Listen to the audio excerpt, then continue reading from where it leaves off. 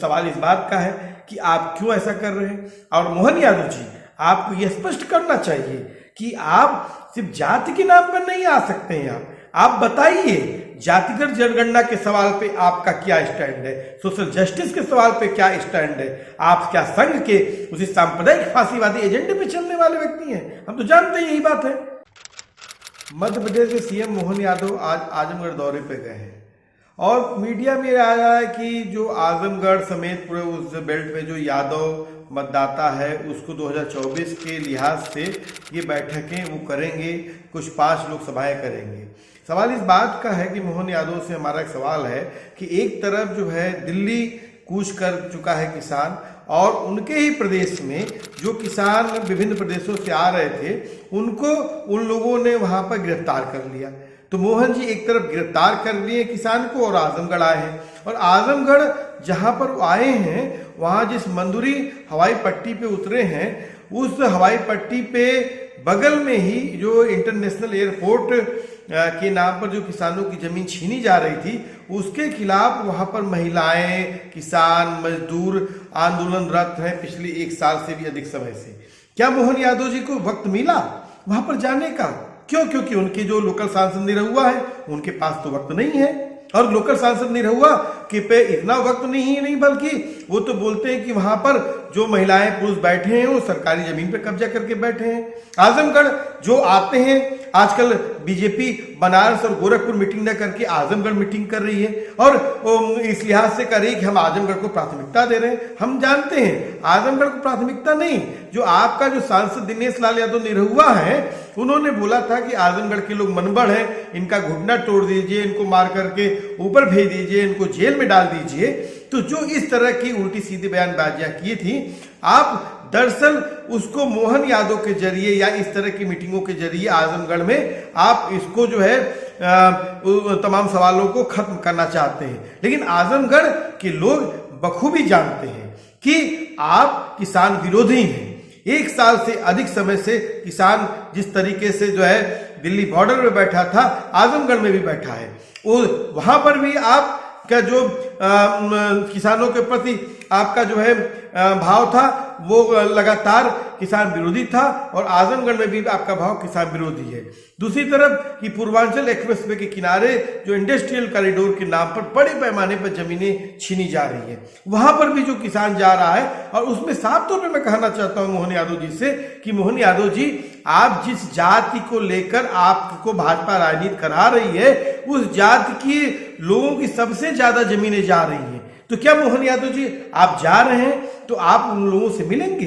क्यों? क्योंकि आपके मंत्री नरेंद्र तोमर हुआ करते थे और जो कि कहते थे कि भारत का रास्ता रोडों से जाता है, एयरपोर्टों से जाता है। मतलब भारत एक कृषि प्रधान देश है और यहाँ पर विकास का रास्ता खेत और खलिहानों से जाता है, लेकिन वहां रोडों से जाता है। सूर्य प्रताप शाही जी वहां के प्रभारी मंत्री रहे, वो गांव गांव चौपाल करते हैं, लेकिन जहां जहां पर आंदोलन किसान कर रहे हैं, जहां जहां उनकी मांग है, डिमांड है कि आप हमारी जमीन आप मत छीनिए हमसे, वहां पर वो नहीं जाते हैं। तो सवाल इस बात का है कि आप क्यों ऐसा कर रहे हैं। और मोहन यादव जी, आपको यह स्पष्ट करना चाहिए कि आप सिर्फ जाति के नाम पर नहीं आ सकते हैं। आप बताइए, जातिगत जनगणना के सवाल पे आपका क्या स्टैंड है, सोशल जस्टिस के सवाल पे क्या स्टैंड है। आप क्या संघ के उसी सांप्रदायिक फांसीवादी एजेंडे पे चलने वाले व्यक्ति हैं? हम तो जानते हैं यही बात है। दूसरा सवाल, आप लगातार जो अडानी अंबानी के जो आपकी सरकार यार है और जो आपके बहुजन जो समाज है, जो दलित है, ओबीसी है, उसकी जमीनों पर लगातार कब्जा कर रही है, उस पर तो क्या स्टैंड है। उत्तर प्रदेश में जब आप आ रहे हैं, अभी मालूम चला कि बिहार भी आपको भेजा जा रहा है, तो बताइए ना मोहन यादव जी कि यहाँ पर जो आरक्षण में घोटाला हो रहा है, योगी आदित्यनाथ की गवर्नमेंट में 59,000 शिक्षक भर्ती में घोटाला होता है आरक्षण का। यहाँ पर ईडब्ल्यूएस के नाम पर जो है सवर्णों को आरक्षण दिया जा रहा है, दूसरी तरफ जो दलित ओबीसी अनुसूचित जनजाति है उसके उनको जो है नाट फाट सुटेबल करके उनकी नियुक्तियों उनके नहीं होने दी जा रही है। तो आप इन सवालों को क्या बोल पाएंगे, एड्रेस क्या कैसे करेंगे? सिर्फ जाति के नाम पर आप ये जो गोलबंदी कोशिश कर रहे हैं, ये जाति के नाम पर गोलबंदी नहीं हो सकती है। और साफ तौर पर है कि आपको ठोस सवालों पर बातचीत करनी पड़ेगी। दूसरी बात कि जो किसान आंदोलन इस दौर में चल रहा है, जो एमएसपी की मांग है, चाहे तमाम जो उनकी डिमांड है, उन डिमांड्स पे भाजपा को आपको क्लियर स्टैंड आपको करना पड़ेगा। हम तो नहीं जानते थे कि आप मुख्यमंत्री बने, जब तब हमें मालूम चला कि आपने वहां के नेता हैं। इतना क्यों? इसलिए कि हम जानते हैं कि आगामी लोकसभा चुनाव में जो ओबीसी है, इस वोट बैंक को एड्रेस करने के लिए, और साफ तौर पर यही भाजपा है, यही भाजपा ये कहती थी कि दो को छोड़ सबको जोड़।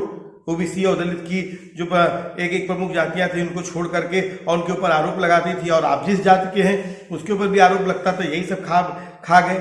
और आज जब बिहार में जनगणना आई तो सबके सामने आ गया है। तो सवाल इस बात का है कि आज उत्तर प्रदेश में जब आप आ रहे हैं, यहाँ पर बड़े पैमाने पर इनकाउंटर हुआ है ओबीसी दलित माइनॉरिटी का, तो क्या मोहन यादव जी आप इस पे बोलेंगे? आजमगढ़ जिस जिले में गए हैं, यहाँ पर बड़े पैमाने पर इनकाउंटर हुआ है, बड़े पैमाने पर बुलडोजिंग हो रही है, लोगों के घरों को बुलडोजर से तहस नहस कर दिया जाता है, नेस्ता नाबूद कर दिया जाता है। तो तमाम सवाल है, ये सिर्फ और सिर्फ आप इस बात पे भाजपा अगर ये मुगालता पाल के रख ली है कि जाति के सवाल को किसी उसके लीडर को ला करके खड़ा करके हम उन जातियों को जो है अपने साथ गोलबंद कर लेंगे, तो ये भाजपा ये मुगालता भूल जाए। क्यों? क्योंकि ये जातियां जो है इनको अपने हक अधिकार के सवाल को मालूम है कि आज मालूम हमें है कि बाबा साहब भीमराव अम्बेडकर का जो संविधान है, ये संविधान